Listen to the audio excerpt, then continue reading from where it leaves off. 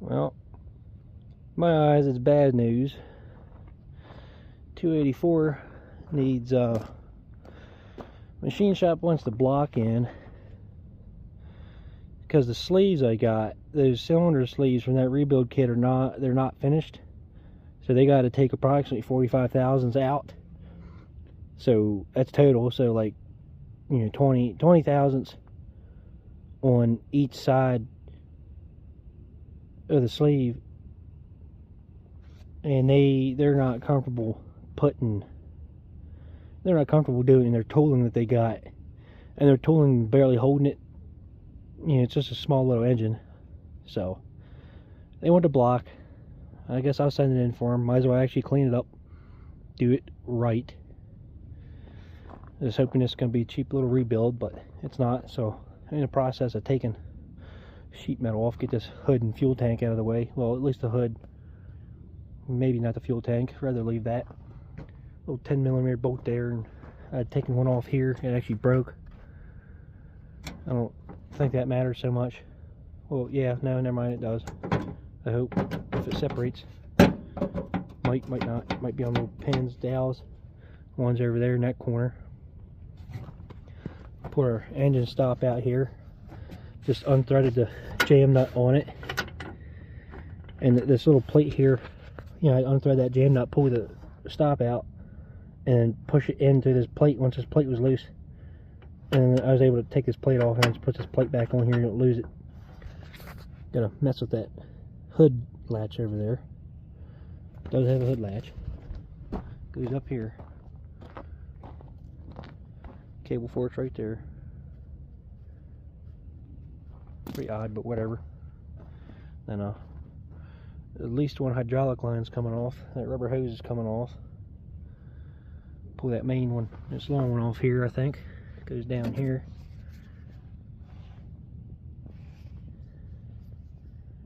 Then I'll go from there, throttle linkage, some wiring. Guess I'll see what's going on next with it. Like I said in the last video, the end of the last video on part 1, this battery actually did come back. It's been sitting here for weeks now, and it's still holding like 12.9. That's what it's reading right now. I just don't have the multimeter out, but we'll be using that to run this thing. That'll probably be another, who knows how long. Get the time to get this thing apart and deal with the machine shop. So it's not too bad. Hopefully it's as easy. Remember doing a B7100 Kubota, but I guess we'll be comparing that. Well, I'll tell you what, there's a bolt hidden up in here behind a whole bunch of wiring. I can't even get the camera to it too well. Pretty much straight up from this tab that's kind of in your way. I was thinking I had to pull the steering wheel off, and the throttle kind of can't come out all the way. So it's either just a little different trying to get the dash off. So this hood can come off. I could probably get away without taking the hood off, maybe, but who knows. There's some things in there I'd probably like to redo. Some of this wiring and cleaning stuff up. And on the other side, all that's left is this bolt again, probably, and then a drag link, or you know, one of the steering linkages, get this thing separated. And everything like I discussed on this side. I got that tachometer off. It just kind of run up through here, down through here, up onto the dash. A little cracked up, but at least it's got the steel casing on that torque tube on it. Hoping I can. I don't think I'm getting that steering wheel off there as easy as I thought. And that throttle lever don't seem like it just comes off. Could be wrong here. This hole, yeah, that's hole not big enough to fit the bottom of it through. It's one solid piece. Because if you lift that up, that's got to come up through there, and it's not doing it. See, it's welded on there. Come up, you know, up to here, but it's not doing that. At least the dash moves now. Got some wasp nest out from under there. should create enough room, and this here will go with the front of the machine when it gets split. Guess I'll just keep pulling stuff off of it. Do what I can when I can. This spring was just hanging here on a clamp that was on that tachometer tube. This whole bracket here and this whole assembly of joints is just for your fuel shut off, it appears to be, is when you move it. I was just moving here. Yep, goes down there to your fuel shut off. Guessing this here just wasn't as tight and that spring was returning it back to the run position. Guess we'll have to clean that up and spray it down with some penetrating oil real good and oil it or something, heavy gear oil. Get it to work a little more freely. Maybe put that spring in a different spot or a bigger spring or something. Then let's see down here. Let's just zoom in a little bit. Got a nut down there, if it'll focus. I think that's our fun time there. Go ahead and turn this fuel up just like that Ford 1520 with that little Japanese engine. I don't think that had a Bosch pump. I could be wrong. It might have been one of them Chinese ones like the Kubota's got. This here's Bosch pump. It says right on it. I don't know if this camera's gonna see it. Well, it might. Yeah, it says right there at the bottom. License Bosch. Diesel Kiki. I should have recorded it, but when I was cleaning that crankshaft up, I just put oil in that hole there with that squirt gun, heavyweight gear oil, and then I took my air hose with that rubber chuck on it and sprayed it at the highest pressure I could through there, because it's going to pump it right through your journals and whatnot of that crank to clean them out. And then what I did, went back to that crank, you know, and put that squirt gun in there in each journal hole that I had, just to help clean out whatever might have fallen down in there while we were working on it, just for precaution. But you know, now it doesn't matter as much now that this is we're doing an out of frame. So, but anyhow, so this injection pump, that shut off, I'm just taking this whole situation off of here, them two bolts down there, right there. Gotta pull this oil filter off, get to that bottom one, and just letting that hang with the rear half of the tractor. And then this here spring-loaded fuel shut-off return thing. It's got a coiled out spring. You can see it right there, center of the frame.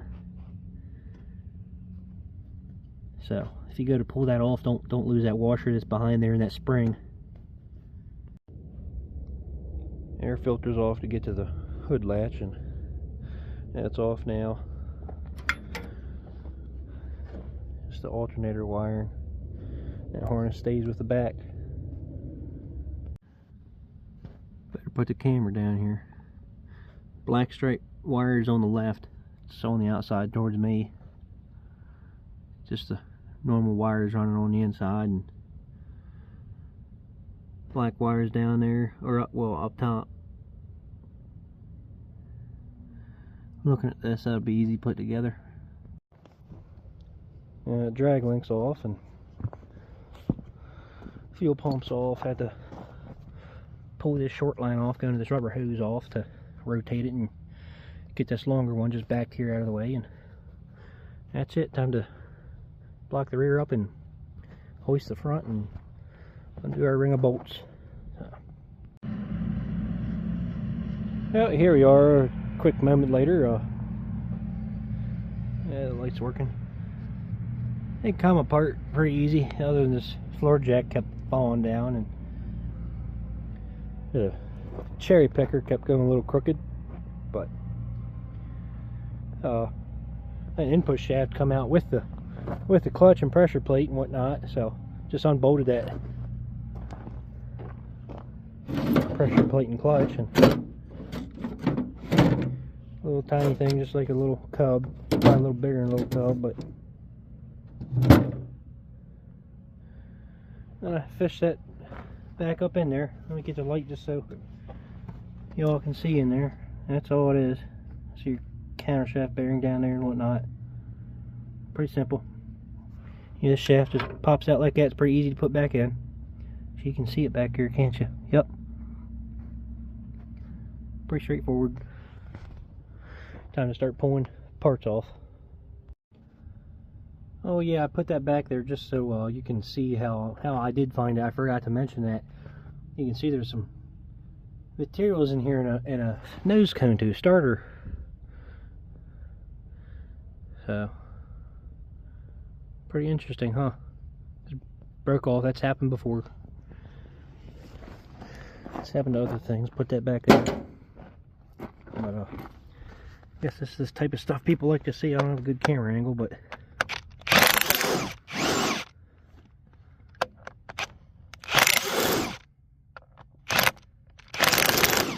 oh, that's nice. It's 20mm. Actually, some of them don't seem to fit too well. Well, I guess I better put this down.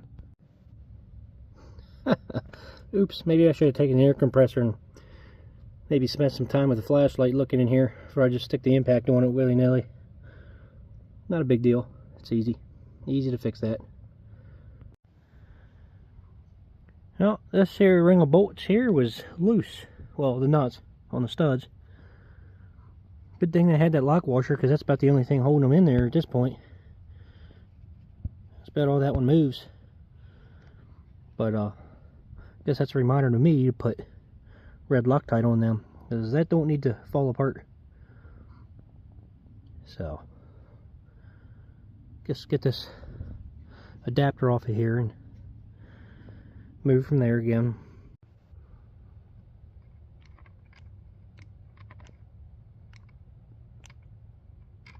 That should help that bolt. That should help it a lot. Let's do a little extra just to be safe, right? Well, we're back out of here with some daylight. I didn't mention it previously, but the hood, well, that's broke. It would have just been 2 bolts for the whole front. Everything here you see down there where that bolt is, and it's broke off over here, so at least that's off out of the way. I pulled the radiator out just to prevent damage and give me some room here to work. Probably leave it out for a while. Well, you know, plans always change. Next is these lines and getting that pump off, pulling the water pump off, front pulley, all that stuff. Hydraulic pump. On this water pump we got a 12, and 14mm with that alternator bracket.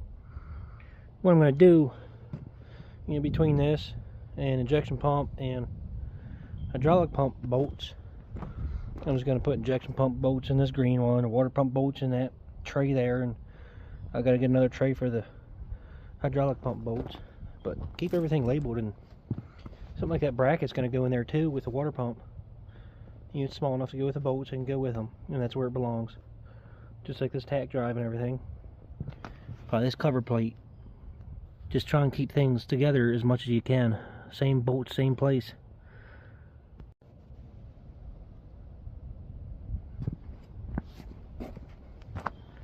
It's a little nasty. It's probably a good thing it gets pulled off and cleaned. I really don't even see much gasket material left. It's just kind of rust. I mean, it's there, you know, but it's just the corrosion and goop. There's a chunk or something. Yep. Could have been a chunk of silicone, and what else. Something else you might want to be doing, and that you'll see other people do. They'll just go, oh, well, I'm going to clean this. I'm going to just take a whole bunch of brake clean and just start spraying it down. Well, it seems to dry it up and make it harder to get this stuff off of here. So I just got some penetrating oil. This is this Ace brand. It's not bad. You know, it's whatever.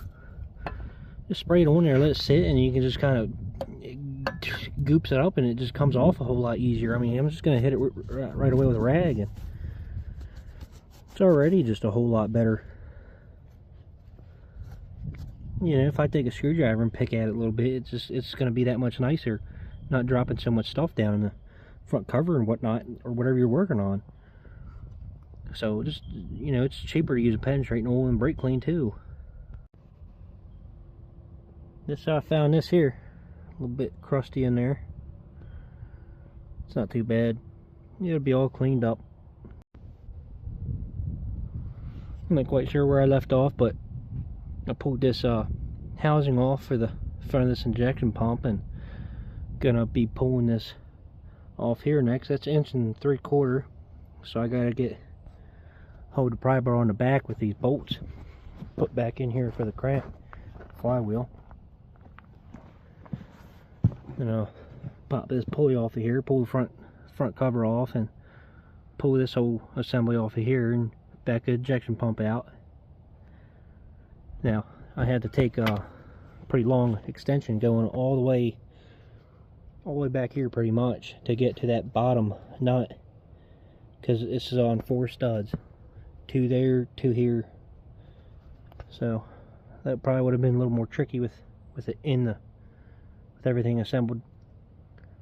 It was easy out here. Guess it was easy to assemble it like that. Well, after dealing with a whole bunch of heat and prying on stuff, we didn't get too far. Broke that pulley. I don't even know where the chunk went. But the injection pump's out. I'll show you what we had to do here. Let's see. Here's a pump. It is keyed, so don't lose that keyway. We had to make a slide hammer. That's what the book said. So you take that tachometer nut. It's just threaded in there. It's the whole situation here.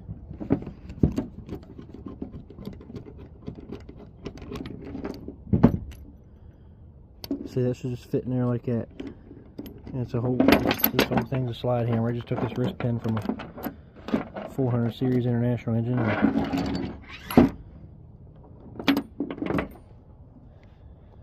There was enough weight to get it out of there. But I guess that's for another day once we get the acetylene going, because the acetylene didn't get to put acetylene on it. It was only MAP gas. And I got the whole thing hot, and I think I just got the crank too saturated with heat, and there wasn't enough of a difference. But I got the other short hose for the acetylene was all clogged or broken, and then this one here is all clogged up with mud dauber nest in it. It's been sitting down in a barn, so I've been fighting that for the past hour and a half. That's just how it goes, but might as well show you the back of this. Get the oil line off for you're feeding the injection pump, and took the hydraulic pump off. There's an O-ring recessed in there. Just going to keep that in there for now. And here's these little better visualization of these 4 studs here. Hope I can find some timing marks. I should be able to get it all cleaned up. Get all this crap cleaned up off of here. Take it to the machine shop. So that entails that.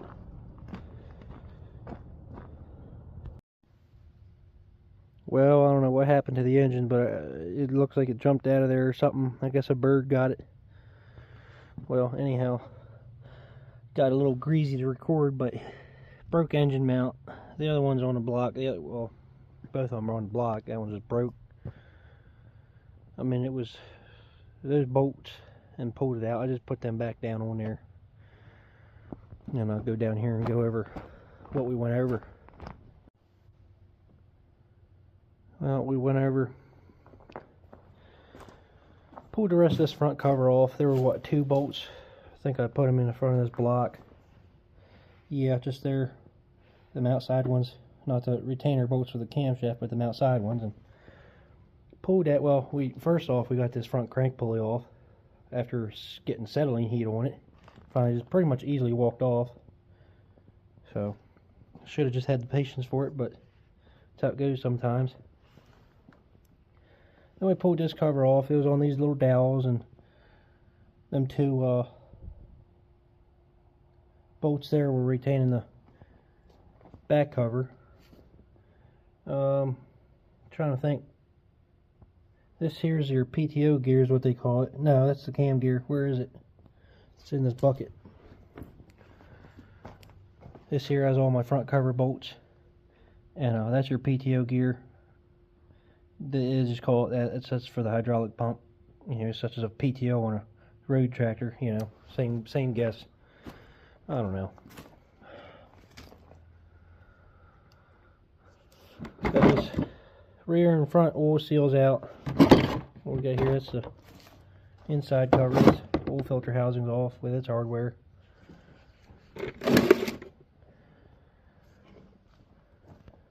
Put all that hardware back in there. Just try not to lose stuff. Have to talk to the machine shop, see if they'll be okay with it being in there or not. Most likely not. So I'll have to label bags or something. Ziploc bags and label them and put them in there. Or small Tupperware tubs. Then we got this camshaft out. There's something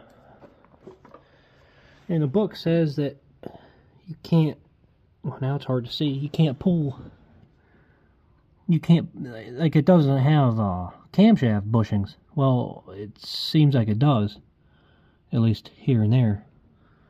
Not there. You got your oil pump drive running right through it.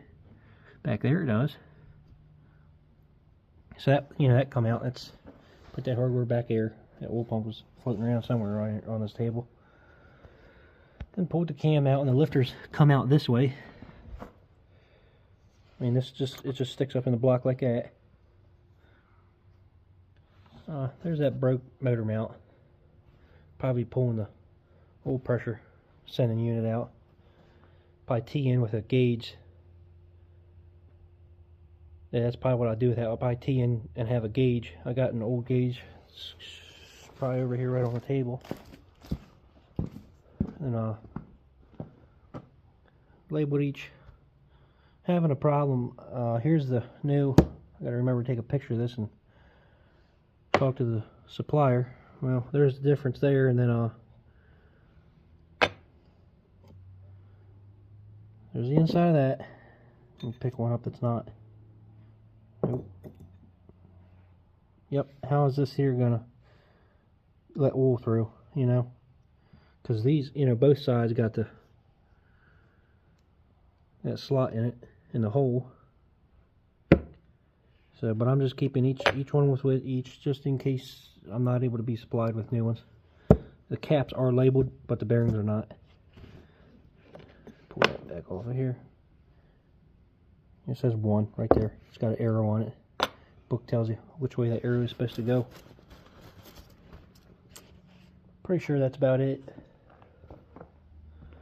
Pretty sure. I guess this here concludes, I don't know, part 1.5. I'll just call it part 2 probably. This was a little unexpected to do this, but I mean, what isn't? Pie.